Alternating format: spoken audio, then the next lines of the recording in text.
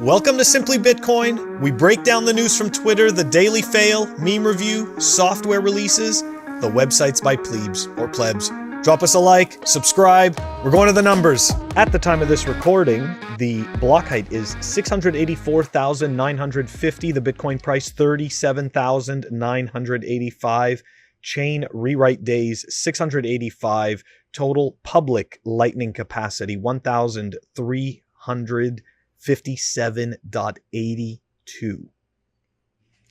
It's crazy how it keeps it just goes up. Slowly. Anyways, Bitcoin versus gold market cap, 5.78%, and the sats per dollar, 2,619. At least we're, not back up to 2,800. So, and then we were at 3K not too, 4 days ago. So, but yeah, the lightning capacity, man, it's interesting. Like, I noticed this the last time, when things started to just slow down off the top, I noticed that lightning capacity increases. Dude, it's because people decide they want to start to learn and tinker, I think. Dude, it's man, I still look, I'll be honest with you, Phil. I still don't use lightning just because I mine. So I don't mind playing the highest fee on the block. I literally, if I want my transaction fast, I don't mind playing the fee. Mm-hmm. I feel like I'm paying myself. That's honestly the feeling that I get. I feel like I'm paying myself and I'm contributing a little bit back to the Bitcoin network. But, for people that do want to save on fees, and especially since, it is getting kind of pricey.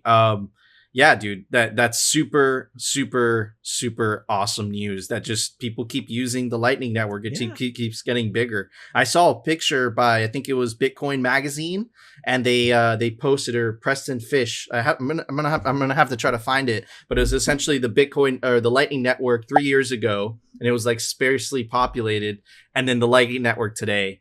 And I thought that was super neat, dude. So I don't know much about Lightning, to be honest, Phil, but dude, super, super cool. And I know it's very important, especially for smaller transactions, man. You're going to have to do it. You already see that in El Salvador with Jack Mallers. What he's doing, man, is freaking awesome. Yeah, man. 100%. Now I just got all extra bullish on Lightning because of you. Bullish, Lightning. Bullish, bro. But hopefully when I get to meet you in person in the flesh, we're not going to tell you when, but you'll help me set up Lightning, some Lightning stuff, and you'll convince me why I should. You should convince me why I should use it, dude. I just bring your Triton node so I can help you with the soldering. Okay. That's a deal. That's a deal. Anyways, guys, it's time for the daily fail. All right, this was a good suggestion by fellow Bitcoiner Sawala, and for the people that don't know him, he's also kindly referred to as Buckethead. I interviewed him on my Fun with Bitcoin podcast. He's an awesome dude. Anyways, so okay. So yeah, he thought that this deserved a feature on the fail, and rightly so. Let's take a look at this. I don't know who this person is, but the blue check mark, I guess, says it all. Me, sold all my cryptocurrency, and you should too. Endless growth is not sustainable. It's not wrong. It's not wrong. Endless growth. It's definitely not sustainable. Okay?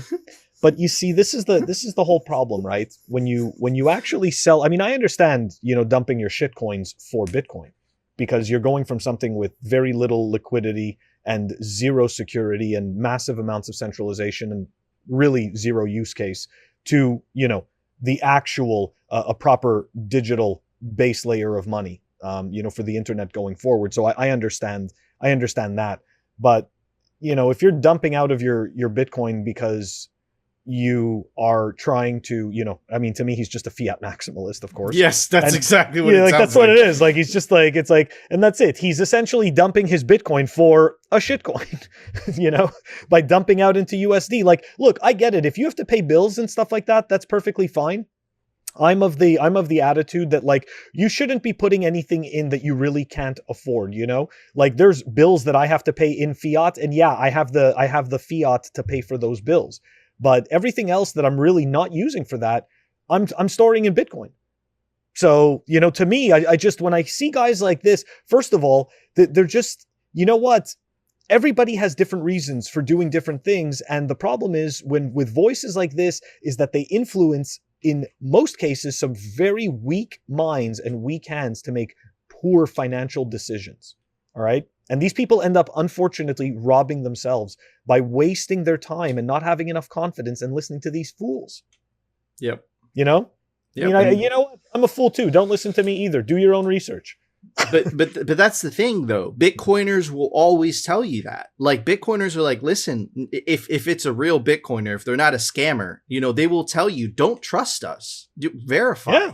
Exactly. This fiat guy is like, trust me, I know what I'm talking about. And it just goes back to this thing that we keep seeing, Phil. Like the people that benefit the most from the top of the money spigot, they're buying into this ideology, whether they're conscious of it or not, but they're benefactors of this system, right? But the majority of the population isn't, right? And man, it's just, these are the people that we're going to have to fight an information war with. And hopefully, because these are the exact same people that are going to be proponing central bank digital currencies. Amazing. This is great. Look, it's convenient. It's easy, right? And, I think it was, Benjamin Franklin that said, if you give up liberty for safety, right, you deserve neither. So it's just, there's a war to come, guys, and we all have a role to play. And it's just informing as many people about Orange Coin and sovereignty and individual freedoms. That's really what it is. Preach. Awesome daily fail, like always, by Phil. But anyways, Phil, it's time for the daily meme review. All right, everybody. The meme for today is brought to us by Guy D. Bennett. Definitely a fellow plebe, hosts Toxic Bitcoin Happy Hour, Toxic Happy Hour. Fellow YouTubers, definitely go check them out. Him and Anders, an amazing show. Highly recommend it. But anyways, let's check out the meme. We definitely have to get them on here. It's hard because they're in a different time zone. Oh my God. Much of a different time zone. And I feel like one of them travels all the time. So it's even like tougher. Guys, we'll figure it out one day. Don't worry. We're going to be on the show. We're going to be on their show. And we'll have a happy hour while they're on Simply Bitcoin. We'll make it fun. Happy half hour. Happy half hour. Ah! 25 minutes. Yeah, exactly. I like your thinking. Okay. Anyways, let's check it out. Bitcoin Twitter just doing its thing today. Cyber Hornets, Michael Saylor, Bitcoin Purity Test.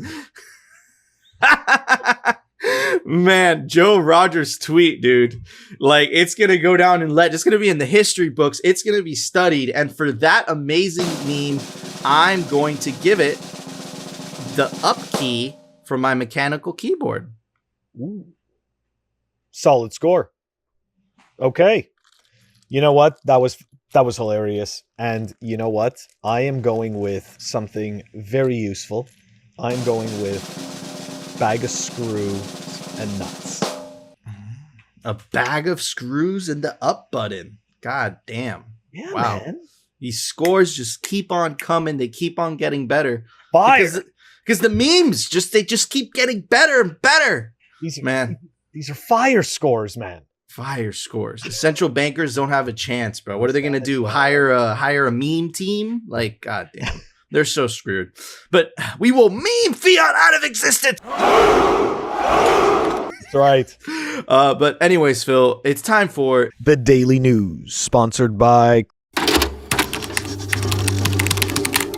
Crypto Cloaks.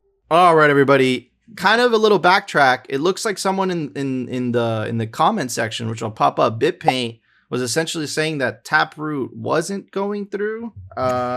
Well, not yet. It's really like the number is actually lower than we think. In the YouTube comments, he mentioned it's like closer to 79%, I think. Yeah, so that's where it confused me, right? Because this is Adam Back, right? Which is why we reported, and this is Adam Chow saying we now have 95% of the hash rate fully signaling for Taproot, and then we go to the website and it says the current total is 97.12. So where's the 79 come from? Yeah, I have no idea. So BitPaint, like, let us know, or like if we did something wrong, Yeah, because exactly. we do want to report accurately, and we did name yesterday's video, locked in because we felt like it was locked in. We felt confident in that because Adam Back pretty much said it. Yeah, Uh, sorry. So he said like this. He goes, Taproot can't be locked in within this period. 90% of the blocks have to signal. He said the current ratio 79.42. Anyways, okay, but BitPaint, comment on the video. comment or shoot me a DM. We know each other, so please let me know like what we're getting wrong here. Yeah. So just to clarify, everybody, we're gonna stick by what we said yesterday, based on Adam Back's tweet, right? Taproot lock-in coming, and of course he retweeted saying we now have 95% the hash rate fully signaling for Taproot. So Taproot should lock in during the next signaling period, right? So, just to clarify that. But anyways, check out this tweet by Pirate Beach Bum, a plebe, fellow plebe. I saw this tweet, and the reason I wanted to show it to you guys is I'll get to it in a second, but let me read it. My buddy who lives in Cali bought a Malibu wake setter boat for $90K a year. He took it in to get service, and they asked him if he wanted to sell it for $120K. Due to supply chain shortages and inflation, this is the free market price peeps are paying right now. And I was going to comment this, but looks like another fellow plebe beat me to it. It's like Venezuela, where cars are appreciating assets ever since Chavismo started, right? So ever since money printer go burr, right? And hyperinflation causes this, right? People try to store their value in different assets. Normally, if it was a healthy currency, a car is actually a depreciating asset. A boat would be a depreciating asset. But this is just another sign of inflation, and it's not being talked about. We have played you a couple, tapes of mainstream media, Tucker Carlson's pointing this out, but this is just another sign. Phil? Yeah, I'm just totally, look, these objects should never be stores of value. I mean, I'm sorry, a car, a boat. To me, this is something that wears down, it breaks down. It's not convenient to store value in those things, right? They take constant upkeep, maintenance, storage, all of these things. I don't know, it's frightening. It's actually really frightening that it's happening and that it's really happening so quickly, right? Yep. But most of us kind of expected this. We'd see this kind of slow crawl, and then all of a sudden the floodgates would just open. And like, look at that, right? I mean, people are paying more for an older boat because of a current supply shortage. It's crazy. There you go. Oh my God. And look, it would be worrying if we didn't have an exit valve. Yep. We have an exit valve this time. That's right. Right. So, yep, pretty much. Check this out, Phil. Super bullish when I saw this. Senator Cynthia Lummis on regulation, excessive spending, and Bitcoin 2021. Let's check out the article. To quote Senator Lummis, our own currency is by design inflating by roughly 2% per year, give or take. By design, Bitcoin doesn't do that. So for those of us who are looking for a whole variety of ways to protect ourselves financially, whether it's in the stock market or through something that's going to store value, something that is scarce like Bitcoin, you want to have, I disagree with her here, but hey, listen, this is a senator. This is crazy. The fact that a US senator is saying this about the United States currency. Okay. She says, to finish the quote, you want to have a diverse mix. And I firmly believe that Bitcoin belongs in that mix, right? So she's calling out the United States own currency. This is a US senator, right? Mm-hmm. Calling it out. To continue a quote from the article, to continue her quote, we are launching the Financial Innovation Caucus on May 26th. I'm very excited about the strong bipartisan group of senators who have signed on to the caucus, right? That means Democrats and Republicans. That's very, very nice to hear that. Additionally, I have had a number of productive and encouraging conversations with the Biden administration's appointees at the key agencies regulating digital assets like Bitcoin. The space is new and uncharted, and my team is working with them as they work to incorporate digital assets into the American financial system. Now, This part right here is a Trojan horse. Okay. This is a Trojan horse. They don't know what they're getting. They don't know what Alex Gladstein likes to say, number go up technology and freedom enabling technology are inextricably linked. Okay. So you can't take away the freedom from the Bitcoin. So just I'm calling this right now, guys. I want you to remember this. This is a Trojan horse, right? So to finish up the article, to quote back to what Senator Lummis was saying, I'm primarily focused on working with the Federal Reserve, the Securities and Exchange Commission, and others to ensure that any regulations on new kinds of banks and digital assets foster innovation instead of stifling it. Super, very, very bullish that we have a U.S. Senator fighting for Bitcoin, or at least fighting against anti-Bitcoin regulation in the Senate. If you believe that she does have bipartisan agreement, that's very, very, very, very good news. But man, like I was saying when I was reading the article, Phil, this is a Trojan horse. You know, it's the black hole of incentives of Bitcoin. You know, once you incorporate Bitcoin into the financial system, man, number go up technology, man, people are going to want to, they're going to start learning about self-custody. They're going to start taking that stuff out. So, I see this as taking a poison pill, but what are your thoughts on this, Phil? Yeah, well, a poison pill for them.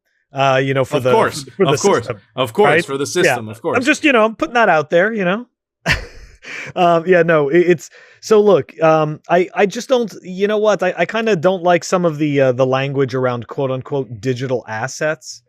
I just don't buy that stuff. I mean, obviously I believe that there is a quote unquote digital asset. Amen. But I don't believe that there are digital assets.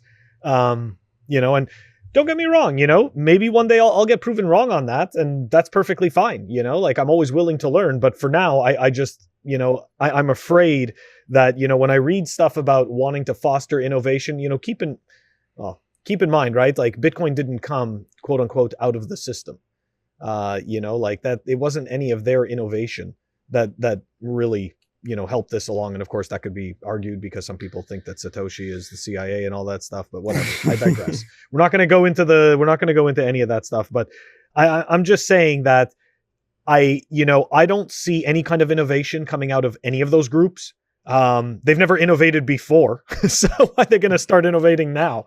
And what exactly are they going to innovate? So that to me just sounds like, I'm bullish on a senator being involved, but at the same time, I also know that there's a lot of horse shit that goes on. And we haven't been able to trust these people yet. So I'm not just going to assume I could start trusting them now, even if they're just, even if they're, like supporting the cause I believe in. I agree. I agree. I still think it's sketchy. No, of course, man. Of course, you can't trust. You can't trust everybody, especially a politician. But man, it just made it seem like she is going to fight, at least, as much as you want to believe that, against anti-Bitcoin regulation. And I think that's a good thing. And I think that I think again that the government, exactly what Alex Gladstein points out in his articles, they think that they could just have the Bitcoin and the number go up, but they don't understand that with the number go up, freedom goes along with it, right? So, yeah, man, let's see. Very interesting, but it's bullish. Let's see what happens. Yeah. Phil's right. Phil's always right. All right, let's check this out. Check this out. So, why am I pulling up this chart? Hey, look at this. Right, here we go. So check this out. December 29th. December 2019. I want you to remember that date, right? November, October 2019, and then 2020, and this and that. So we've been talking about it. I showed you Pirate Beach Bum's example. What are the consequences of this, right? So I ran into this tweet by Zero Hedge. Boom, reverse repo $432 billion. I had no idea what this is. As you could tell, some Bitcoiners have no idea what this is. I said, what does this mean? I was one of those, right? I'm just a simple Bitcoiner. I don't know what this is. But I do remember that around 2019, I heard some news about the repo market, something happening. So I thought it was interesting that they said reverse repo, and there goes the fire alarm. All right, sorry, I had to turn off the fire alarm. But yeah, so I found it very interesting that instead of of something going on with the repo market, now there's something apparently going on with the reverse repo market. So I searched Reddit and I found this. Reverse repo, our banking system is drowning in liquidity, which means our banking system is drowning in cash. That's what it means. And I checked out the article, and it was actually a really good article by author Erasmus Cromwell Smith. Let's check it out. In the fall of 2019, the repo market had a severe liquidity crunch. That was around this time, right? Around same exact time. The Fed had to intervene and inject funds into it. To continue the article, the Fed sold back some of those treasuries, draining liquidity from the US financial system. It was only a limited attempt to begin a reversal of QE. Right? So essentially, they tried to reverse the money printing around this time, right? They tried to reverse it. That's what this is saying, right? The Fed sold back some of those treasuries, draining liquidity from the US financial system. This is what caused the repo market to have a severe liquidity crunch back in 2019, right? It was only a limited attempt to begin a reversal of QE, but if a marginal amount of Fed Treasury sales caused the crash in the overnight repo market, reversing QE is in fact an impossibility, which is exactly what we've been saying in Simply Bitcoin. Hence, the Fed is embarked in a monetary tool that cannot be reversed in the foreseeable future. Fast forward 10 months. This is talking about the reverse repo thing that Zero Head was talking about. Fast forward 10 months and our mad world has become even madder I think he meant to say 180. In a 180 degrees turn, we now have a reverse repo market bubble.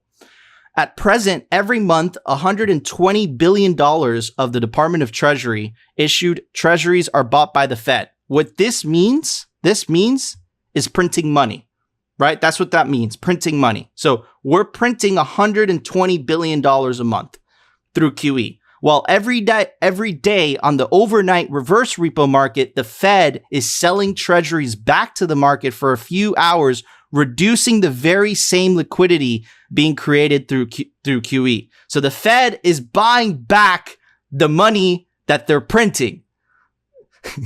What? This wave of liquidity. Okay, go on. I'm sorry. This just sounds so ridiculous. This wave of liquidity running amok is of such magnitude that is beginning to choke the financial system. The reverse repo market is just one of the symptoms of a mad world made out of inorganic money, parentheses, not generated by the economy, printed freely by the Fed out of thin air. Insanity. I didn't even know, like, guys, I'm a Bitcoiner. I didn't even know, like, look at all of these shenanigans. I can tell you Bitcoin's monetary policy for the next 100 years. And then when the block subsidies stop, it's just going to keep going on fees. What are they doing? Dude, our money supply is a Rube Goldberg machine. I mean, are you kidding me? Like, literally, they are whitewashing. I don't even know. I can't even explain it properly because it's all magic. They're essentially buying what they're selling. It's like an infinite loop with a mirror. You know, when you put two mirrors against each other and they face each other, they just go on and on and on and on for infinity, reflecting each other. That's exactly what it is. What it is. Like, I don't get it. Like, how does it stop? I can't stop buying because I can't stop selling because I can't stop buying. It's like, dude, it's like they have to keep printing so that so it doesn't collapse. But then at night, because none of the banks want to lend it out because they're not going to make enough money on that interest rate, they keep it. They have to buy it back. Dude, it's crazy. But then they have to keep printing it, so they have to keep selling it, but then they have to keep buying it back. Oh my God. Dude, I just picture like the ticking time on like... Oh, this is so stupid. Opt the F out. If this isn't another sign, opt out now. Man, and this goes back to your daily the daily fail that we covered today, bro. Yeah. So man, there you go, bro. Drop mic by Nico. But anyways, Phil, there was a software release today. Why don't you tell everybody about it? Software releases. All right, we have Specter Do-It-Yourself 1.5.4 that was released. That's down below in the show notes. A very cool do-it-yourself hardware wallet. Awesome, thank you, Phil. Yeah, I heard about that. My friend's like building it, and he says you can make a Lego casing, and you guys know I like Legos, so it's really cool. You'll see it when you come over. Okay, awesome. I'm excited. But anyways, guys, you know what to do. If you enjoyed the show, smash that like button, smash it. And of course, if you want to continue hearing the catastrophic fiat and shitcoin fails and the Bitcoin news from the plan perspective, definitely consider subscribing, and we will see you tomorrow for another episode of Simply Bitcoin.